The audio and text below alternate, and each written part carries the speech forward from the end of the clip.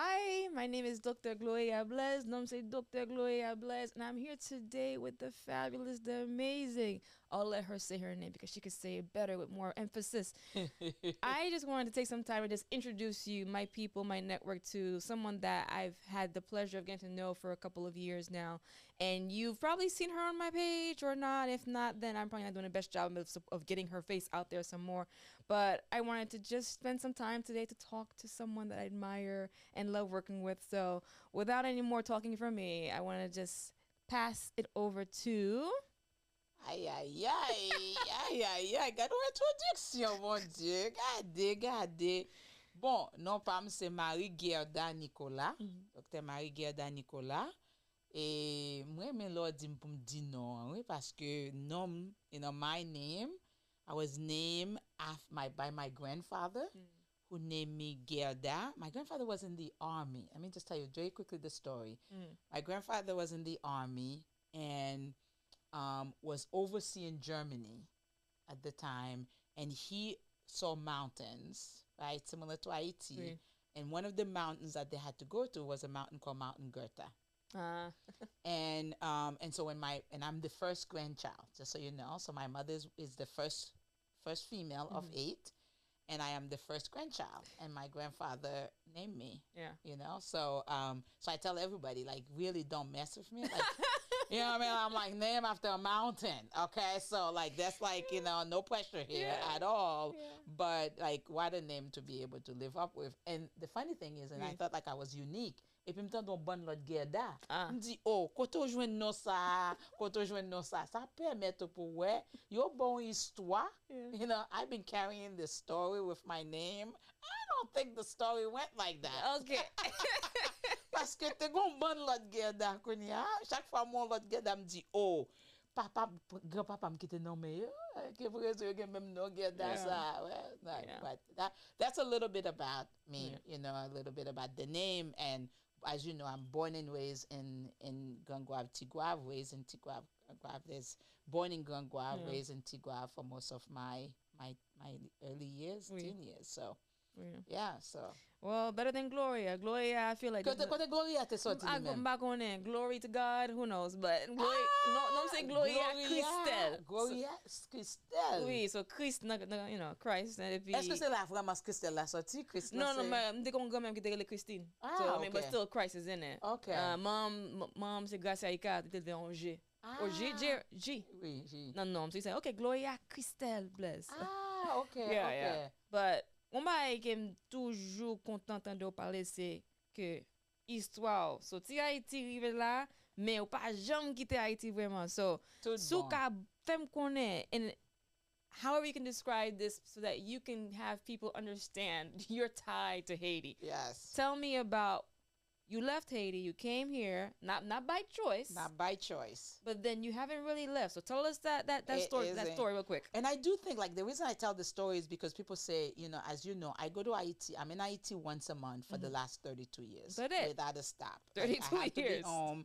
I go there for purpose of work, and then I also been bringing my siblings to Haiti so we can vacation throughout Haiti. Oui. I want to make sure that my siblings who were born here on the no Jacmel, no Tigouave, no Okai, no tout côté, tout bel côté yo, pour te ka konnen yo. Then we only vacation when my siblings were young in Haiti. Okay. And similarly with my kids, we go there also for the holidays as well and so on. But to make the story start in terms of why that's important to me, I always knew that I was born in the greatest country there was. Like, it never occurred to me that I was growing up in a poor country.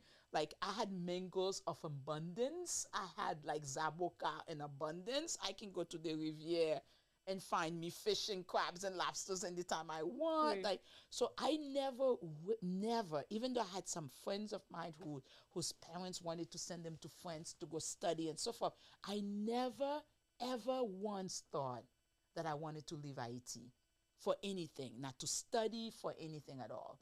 So the way I got to the outside of the out of Haiti is my grandmother told me I needed to go see my mother, who had been in the States for many years beforehand, because I was raised by my grandmother, and they said, your mother is very sick and you have to go to the state to say bye to her beforehand. Vous entendez ça?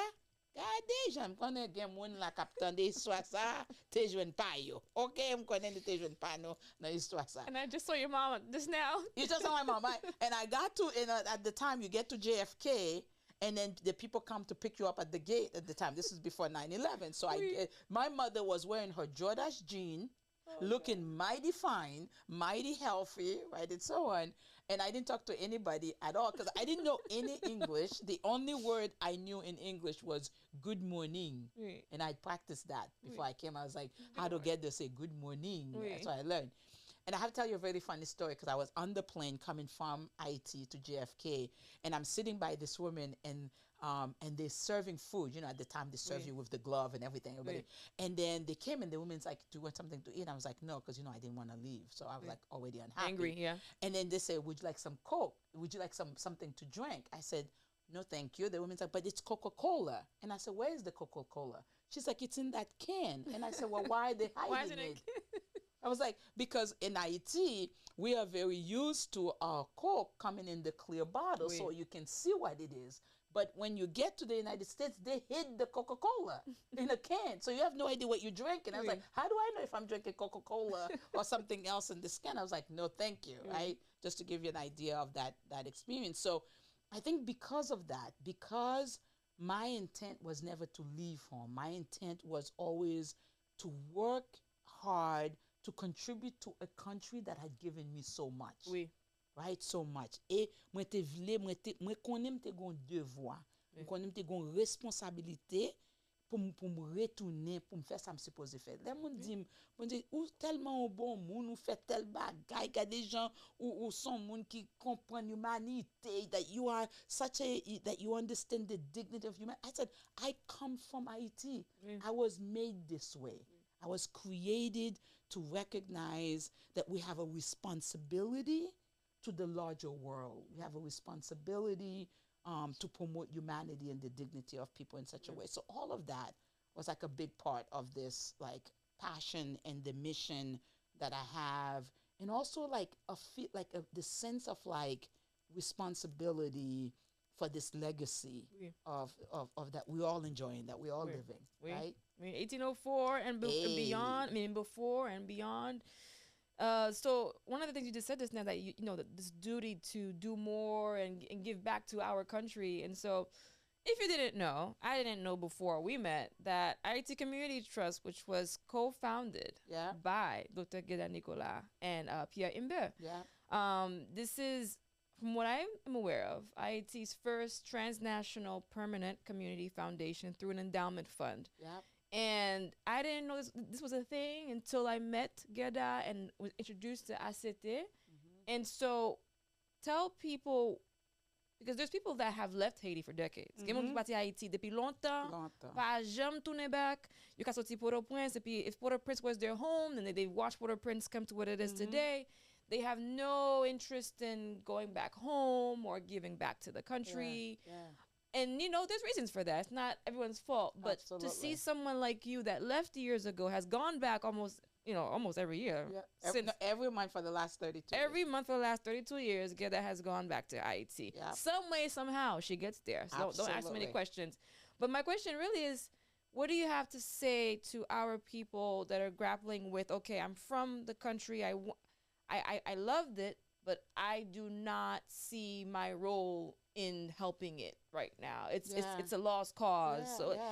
Give us some of your talk points for that, because I'm younger than some people that have left decades ago, and so I have this sense of urgency, this sense of duty to give back to the country. But what do you have to say to the Haitians that feel like they can't play a role in Haiti's development or go back home? So, I mean, I understand it. I really, really do. We spent the last 9 years when we built the community found Ayiti Community Trust. It took us 5 years to do the research to build it. It wasn't a thing that we just came up with and said, okay, let's go and build the foundation like that. We really wanted to make sure that it was something that the country needed, that to support the organizations in the rural community was something that was absolutely possible and plausible, and that this model would work. We sought out to build this $20 million permanent fund, endowment fund, just like the university have an endowment, like Harvard Harvard. has one, Cornell has one, and other places have one. The idea is like, can we not have a permanent fund that we can have in perpetuity to be able to support grassroots organizations in the rural communities in Haiti? And we set out with a strategy that was 100% built around Haitians contributing to the building of the endowment fund for Haiti. That was our 100% strategy. We wanted a fund created by Haitians for Haitians in their country, right? And so through this process, it has allowed me the opportunity to connect with lots of different people and to hear people's story. The relationship with Haiti is incredibly different, right? And not all of us have the same experience, their trauma experience, their loss experience, their tragedies, associated with it. And as a psychologist, I know that when things cause you pain, you want to stay away from it as much as possible. Right. That's what trauma is. So when we are traumatized, right, around things, and I tell people all the time that the number one symptoms in trauma is avoidance. That if you don't have avoidance, you will never have trauma, period. You see what I'm saying? So that's the number one, thing you're managing with. So if you've had a traumatic experience in Haiti, then you want to try to block that. You avoid it. And the more you are involved in anything related to Haiti, the more you have to deal with that trauma and that experience. And that's a big part of it. So I say all the time, we have to be patient with people. We have to kind of meet people where they are at and recognize that their journey, their experience, and what they've been through is very different from Haiti. So I say all the time, I'm not on a boat on the ocean. I'm on a tap, right? And so if you're not ready, catch me up on the next stop. You know what I mean? You can prendre l'autre tap là, right? Pour nous aller. So I do think that, but I want people to understand. And the same people that you're saying that it's really hard for them to be engaged in Haiti, c'est non yo. Li nan trip yo. Li nan tout sa y ap fait. It's in everything that they do. It's what they eat. It's the first language they go to when they're emotionally upset and so forth. So no matter how much we try to stay away from it, we can't really, nous pas capable vraiment totalement déconnecter avec pays. So gon bagay que c'est raison ça que second président qui parle pays mal, qu'est-ce que mon dit nous commencer, et pas parce que nous dit bon pas care about pays ça encore. I don't care about this country, so I'm just gonna let it be. So and part of that is because we still recognize la caille c'est la caille. Like home is still home at the end of the day. And even though like I want to see better, I want to do better, and I'm upset and annoyed of what's going on in the country, I'm dreaming. And I'm still hoping that something else is going to happen. And I think that is, to me, is an incredible level of hope that allows me to be able to sit with people who are talking so badly about the country and what's happening. And I said, I still want to be able to hear and sit and listen to what your story, because your story matters. That story is important as well, and we can't leave our people behind, right? So we have to bring all of us right into it. So that's important. Oh, thank you for that. And you mentioned something about dreaming and hope. One of the things that I really admire about you is that you're like a bank of knowledge. Li kon tout bagay nan sens ke histoire de pays moun ki important nan histoire d'Haïti. Et puis one of the things I want to take a moment to talk about is I'm going to say a couple names. And maybe you could give us a couple 2-3 facts about them or things that you think that the folks probably don't know. Okay, I'm only going to talk about people that I know because I'm still learning. So, en premier, on dit Dessalines. Everybody really wants to know like something about Dessalines, and everybody like associate Dessalines as our first emperor, right, and so forth. And there's a lot of amazing characteristics of this young. People don't realize that Dessalines died before he turned 40.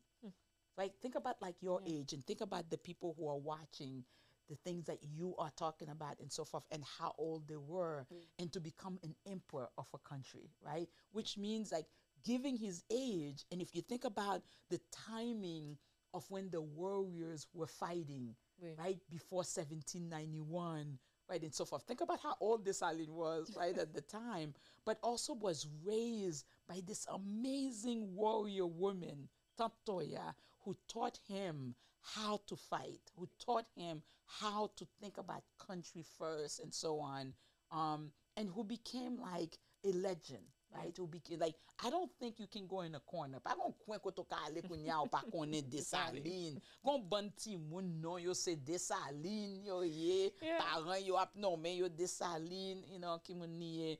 But he had a vision, right? He had a vision regarding independent nation, which was important because Dessalines came in at the time, not when we think about like the Revolutionary Wars, we tend to think about these figures and so on. Well, yes, Dessalines was a part of that, but the warriors who fought, who died, we don't know their names, right? We don't name their name, but he was central to say we are a sovereign nation, not Haiti, the country, the island of Haiti. It was grand pile moun ki pa comprendre ça. Like they think that the independency of the nation is Haiti and not the island, right, overall. And that is the other thing I think that's really important because we're talking about like what role that women played and so forth. And the way that Dessalines died, people don't realize is that to destroy this person, they had to like cut him up in pieces. That's how Dessalines died, right? And so on. But his Matantoya picked up this every piece, piece by piece, and she sewed him back together again so she can bury him as a whole person and not as pieces and so on. So think about the people in our lives. Think about the family members and the supporters that we've had in our lives of people who've sort of like picked us up, right? And like, and make sure that they are like a big supporter and so forth as well. So like, so the story of Dessalines, I'm saying that to say the story of Dessalines also includes all of these other, right, other people. Like, you know, that include, you know, Félicité is, right, is Félicité as well, his wife, the first empress as well. It includes his aunt, it include all those people, so that way we're not telling a single story of a person that doesn't seem to be grounded and situated in all of the other parts of the stories as well. And we'll get back to that because I know 1804 is the year that we all recognize, but there's a lot more that happened before 1804. But before we get to that, give me a fact about Henri Christophe, the fact that I didn't know before I met you. So Henri Christophe, what did he do? Yes. It's so funny because, you know, you and I were having this conversation because I was having a conversation. I was giving a talk a couple May for Haitian Heritage Month, and somebody was like, and I said, one of the things I said is that there's a lot of things we don't know about our story and about our own history and so forth. Part of what I've been on a journey of for the last, I would say for me, 25 years, 30 years, is to learn about myself, is to learn about my story, my history, and so on. And then somebody in the audience says, that's not true. I refute that, right? And so forth. And I said, who created the Haitian good? Right? I said, who created the Haitian good? I mean, you who's watching us now, right now. Like, think about that for a moment. Tell me if you know the answer right away. Like, do you know who created the Haitian good, right? And so forth. Some people really don't know that, but Henri Christophe was it, right? This is a man who really was central to thinking about economic development of the country. He uses his own boat. He was like a boat maker, right? And so forth. He understood money, created the very first currency in the country, and had a whole strategy of ensuring that Haiti was on its path towards economic development. So think about that for a moment, because Dessalines becomes emperor, right, of this independent nation.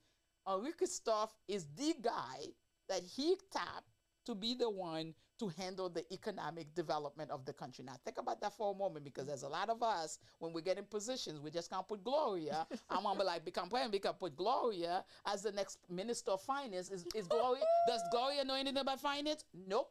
Okay. I just put my cards. Okay.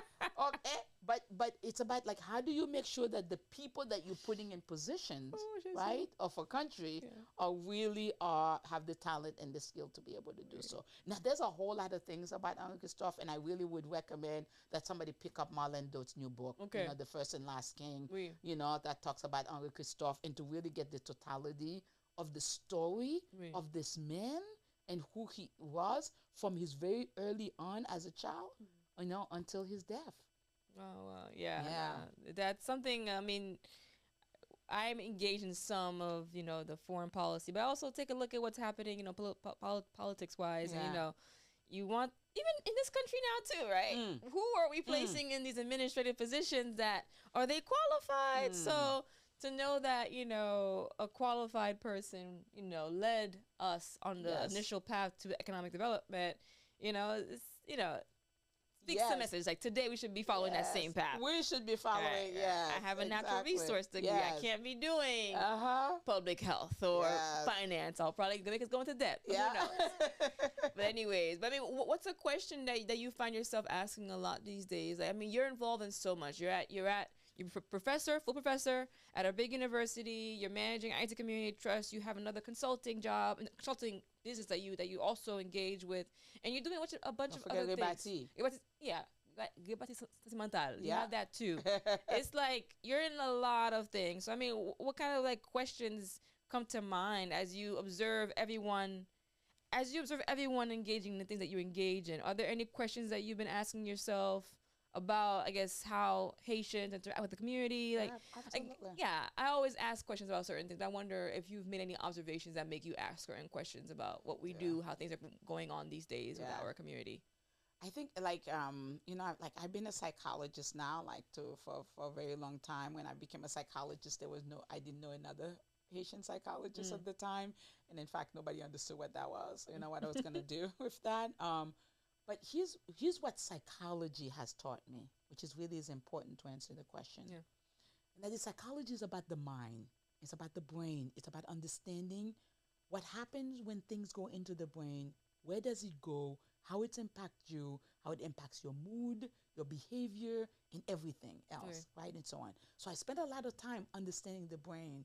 And so one of the things the question and we know that when things enter the brain, it doesn't leave. It stays. It finds a coin somewhere to go and hide, right? And so on. So the question, the time that I've been spending on is just the sheer amount of stuff that we've learned about ourselves that is not true. And the cleaning we have to do. And what are the steps? If you think about the step it requires you as a young person to learn how to say bike, you know, we're just outside just a child saying like, oh, this is a bike. What does that require to learn to say that? And once you understand that, is to say, what's the process to unlearn some of the things that you just learned about ourselves, right?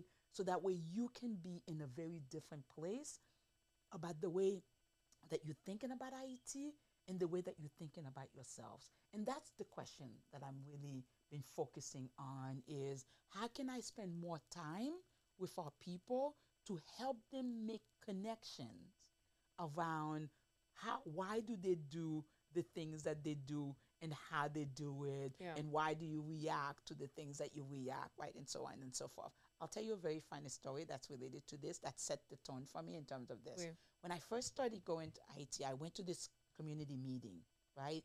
I went to this community meeting in Lagonave in Antagale, and I'm sitting at this meeting and I am utterly frustrated at this meeting, right? And I was like, what is happening in this meeting? I have no idea who's speaking first, who's gonna go next, and then finally I realized, I was like, why are you frustrated at this meeting? I was like, where is the agenda? It's like, why is there no agenda? Like, I don't know when this is gonna end, who's gonna speak first, like what like when is the break, when is the lunch and stuff like why did people here have meetings and there's no agenda? And then I'm like, realize how frustrated I am with that. And then I had to stop for a moment and said, but where did you learn that a meeting can only run if you have an agenda? Where did you get that from? Right? And so on. So then I paused for a moment, and the moment I asked myself that question to say, where did you get that from?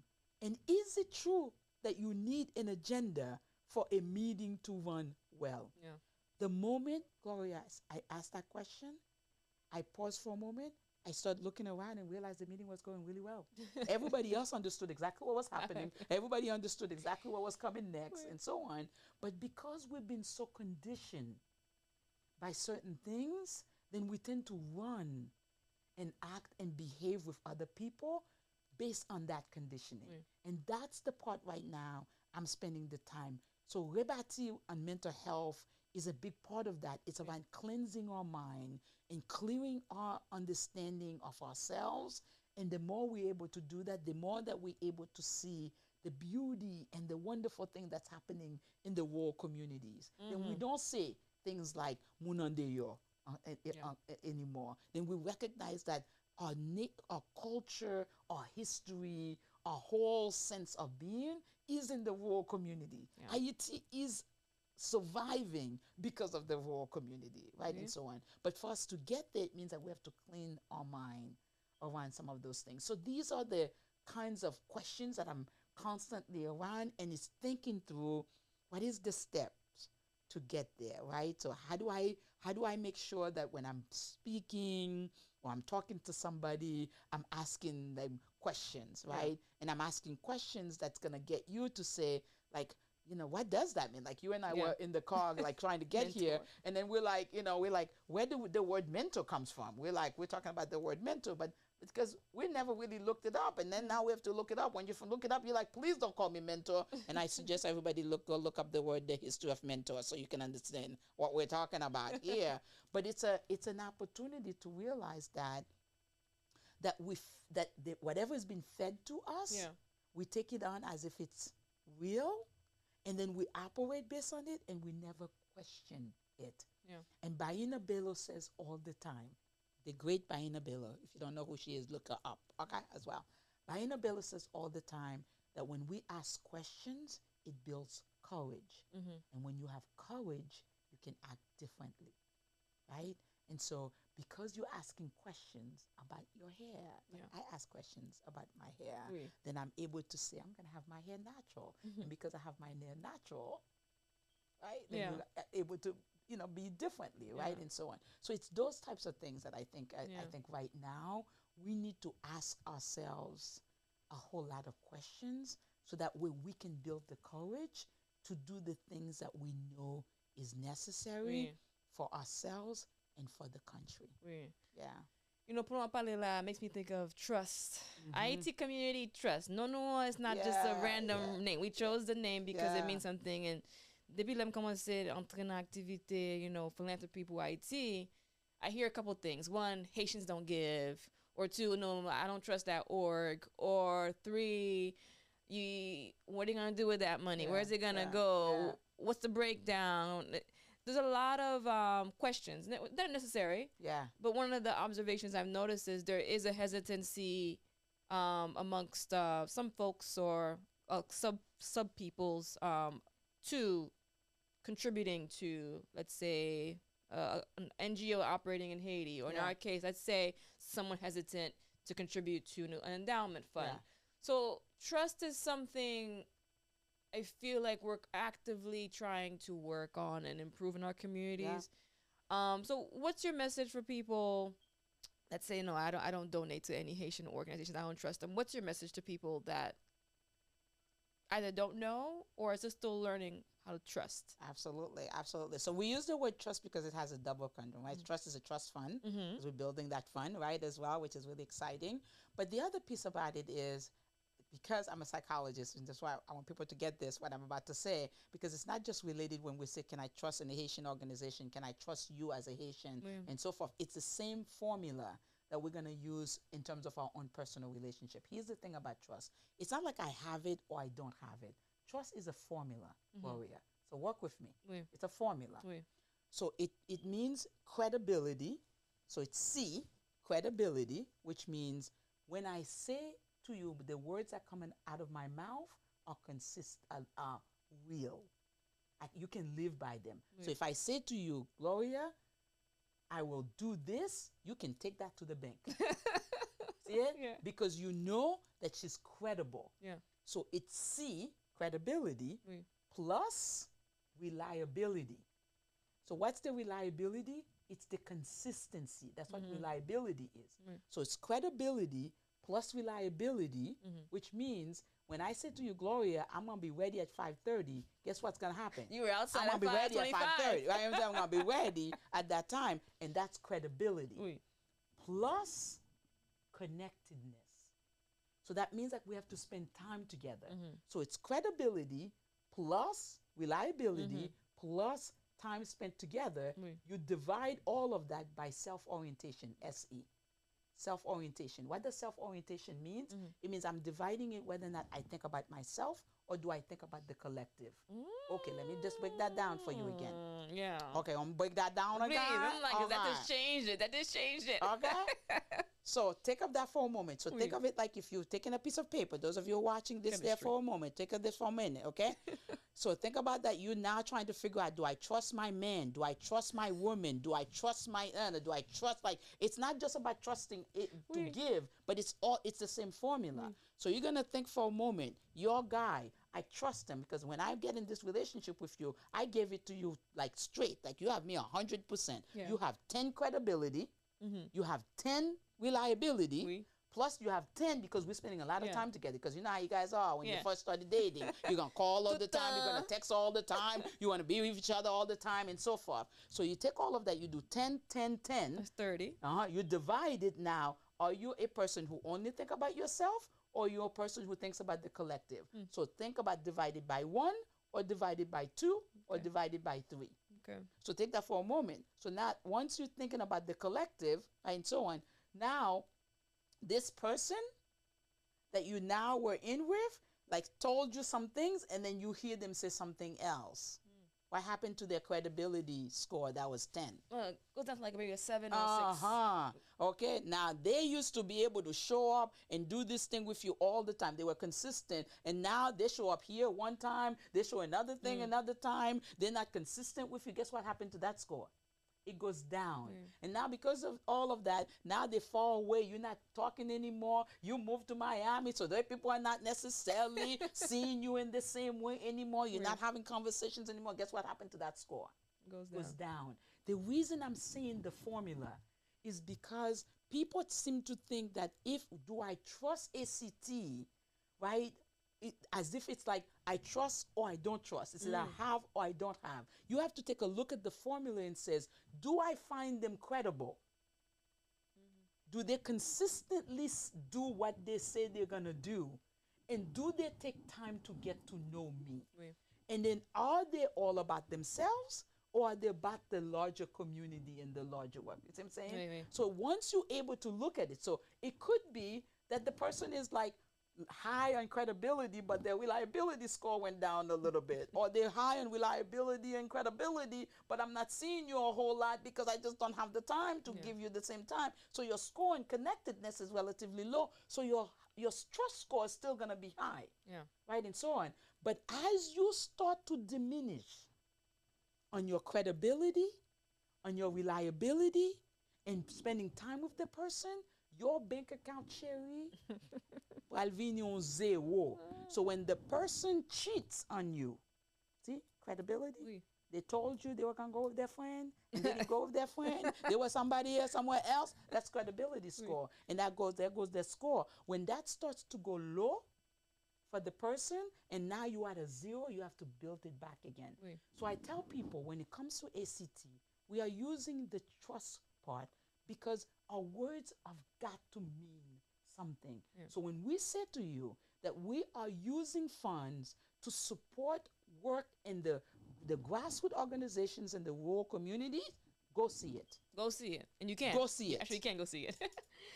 We will take you and bring you so you can see it. So that way you can see that our words, our credibility is high. Oui. And when we say to you, this is how we're doing things and how we're showing up and what we're doing on a consistent basis, we're not wavering that, that's our reliability score. And we're spending the time, whether or not it's to host the events we are hosting, the programming that we are doing, the ways that we are connected with the Ayiti young professionals Oui. and so on, all of that is around so you can get to know me. Oui. And the more you get to know us, then the more you get a chance to see what we're about and what we're doing. And the more you see that, the higher the score will go, and you will see, okay, this is an organization that I can trust to be able to give and contribute to helping us raise this $20 million that we are dying to raise. Of right? course. As well. Yeah. And, before we get to our last question, I want to just bring up the idea of this endowment fund. Again, I didn't know about ACT until I met Marie-Guerda and know the organization. We manage these funds with Miami Foundation. Yes. Miami Foundation is a well-known firm or entity in Miami that manages funds. It's a community foundation, just like us. And so there's like several layers of protection and transparency here at ACT. We have Miami Foundation managing the funds for us. Yep. We also have our due diligence that we do on the ground. We have a whole team. We're based on Ayiti. A whole team on the ground to not only, we have Miami Foundation managing the money, right? And then we have the team on the ground that's actually checking to see what the money's doing. Yeah. And then we have our annual reports, Ayiti Rising reports, and also we have our taxes that we, of course, we file. So it's almost like, as we work to connect with more people and build that trust, both literally and figuratively, there are these mechanisms that allow us to openly and confidently say, your money is being used the way it's supposed to be used. So I want to just emphasize that. And on my last point I want to touch on is connectedness. Yeah. So, just now I try singing national anthem. I can't do anything more beyond that. But I left Haiti when I was 5, so I don't have the same connections to it as someone that was there for a long period of time and left later, or is still there. Yeah. So there's a lot of people like me, can't speak Creole, as well as some critics might say we should be speaking Creole. Yeah. And also, they're either born here and don't have direct ties to the country, never went. Their family's probably from Port-au-Prince, and their parents say, we're not ever going there with you. Mm-hmm. So what's your message to people like that, the youth like that, who are our next leaders, who are, looking for ways to connect but don't know how? Like, what's your message for them? One, tell them that their Creole is good enough, because it is. Yeah. It is. No, parce que l'important. For me, like, of course, your Creole is not gonna be as my Creole is, or the Creole of people in Haiti, right, and so on. But what's important is, like, you get the importance of the language, because you're in a society that seeks to actually remove your language from you. That's what happened in the United States, America. right, and so on. So the idea of you speaking another language was never seen as a positive thing, even though we know, like smart people speak multiple languages, right, and so on. So I do think it's this piece around connectedness is so important, because you have to be connected to your roots. You have to be connected to the language. You have to be connected to the food and the culture, beyond the griot, okay? Beyond the griot stuff, right, as well. And that allows you to get a chance to learn more, so you can understand, like, the different cuisines and where do they come from, and why does the lalo looks like this over here? Why do we eat food? Food like, it's a big, like, meal for us in the Gandans area and so forth. Like, to really understand where does the boy come from, the boy in a sospoanu, right, as well. All of that is around being connected, right, in some way. And no matter where you are in this world, you can be connected to your history and to your culture. But man, there is nothing like going home. I'm just saying that. This is why the Jews have a returning home birthright experience for Jews. Because there's nothing like going home and setting foot and going to see the citadel and seeing, the fort, and going to the beach in Jacmel, going to Bassin Bleu as well. Like, there's something, once you do that, there's no way that you're not going to fall in love and feel that sense of connected, to the country. And this is why this piece of one trust that you mentioned, that we're asking people all the time, because we do an impact trip on Haiti, We're going to be there with Table Combo for December, for the Gute Payam and Okap with Table Combo as well. And we need people to know they can trust us Mm-hmm. to go with us, Oui, oui, right? To the country. Let us bring you home. oui. Let us introduce you to the amazing parts of the country, Yeah. as a part of our trip. The Yeah. more we do that, the more it's like, it's over. All it takes is one trip. One trip. And I'm someone from the capital area, Kafu, so I didn't know most of the country when I was in Haiti, so I didn't have a love for it. But let me tell you, once you go to Haiti and explore beyond, beyond the capital, oh cap. Mwen prefer sud parce que les cas ici kote mwen men. Okay, now. But man, once you get to go, it's something. And I'm looking forward to bringing folks along with ACT to Haiti because all it takes is one trip. I promise you, one trip. Yes. And to see the fort that still stands before us. Yeah. One of the oldest structures in I would believe in our country in the Caribbean, right? Yep, So in it's the like Western, it's the fourth largest fort. yeah, you have to go see it. So on that note, 1804 is our legacy.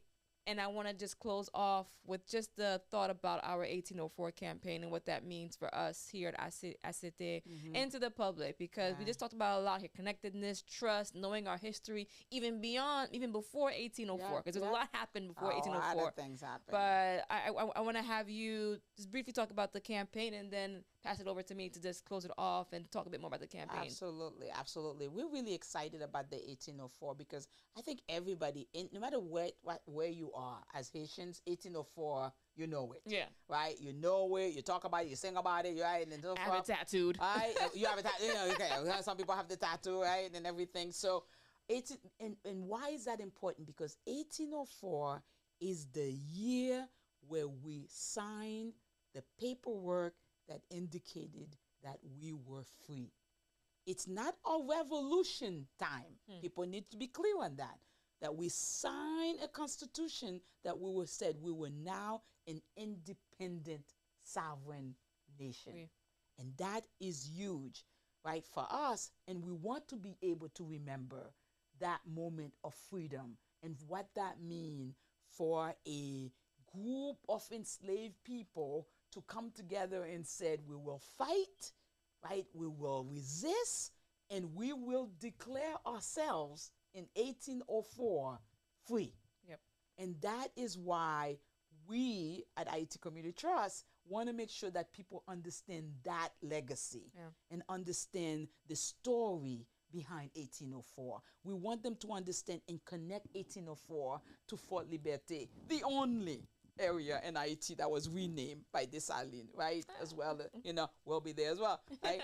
So it's an opportunity for us to tell the totality of the story, but also while we raise this endowment fund, and really excited like that you are leading that effort, right? There's no better person to help lead this effort, to lead this 1804 campaign, and really mobilizing the Haitian nation, as we call it. Oui. It's the Haitian nation to really build this endowment fund. So thank you so much. Thank you. And I'll just say I'm so excited to be a part of ACT. And as Dr. Guerra mentioned, I'll be leading the 1804 campaign. And so I believe that, I've said this before on a different show, our ancestors did the impossible. They went through the unimaginable. We are now descendants of those ancestors. Nothing can really stop us at this point. Other than like a physical barrier that we can't get out of. And I think we are going to leverage the legacy of 1804, the vast group of people that we know exist in our communities, in Ayiti and abroad, and the diaspora, and our allies, because we do have amazing allies that are supporting us, that want to see Ayiti thrive. And I'm counting on everyone to just, try to tap into the spirit of 1804 and the legacy there, because we can do it. We can do it. Imagine if 1,804 people, they can pay $18 a month. Less than a YouTube premium subscription. That's not even like 2 Starbucks coffee. Oh, unfortunately. So it's almost like, again, a permanent endowment fund, a perpetual fund. We established a baseline. 1 million can give us a 45 or 50 to invest in these communities that are keeping Ayiti going, right? So we have to think long term. Our ancestors gave us the gift of freedom and liberty way back then, and now we have to think forward about the next generation of leaders in Ayiti. And it's time for us to give the next gift, and whether it's another revolution, I don't know what to call it, but it's time, and I'm looking forward to seeing how we gift this endowment fund to the next generation of Ayiti. Awesome. And we're not alone. This is going to be happening as other things are happening. We're not going to solve the world or solve all of Ayiti's problems, but we cannot lose sight of what's happening beyond the capital.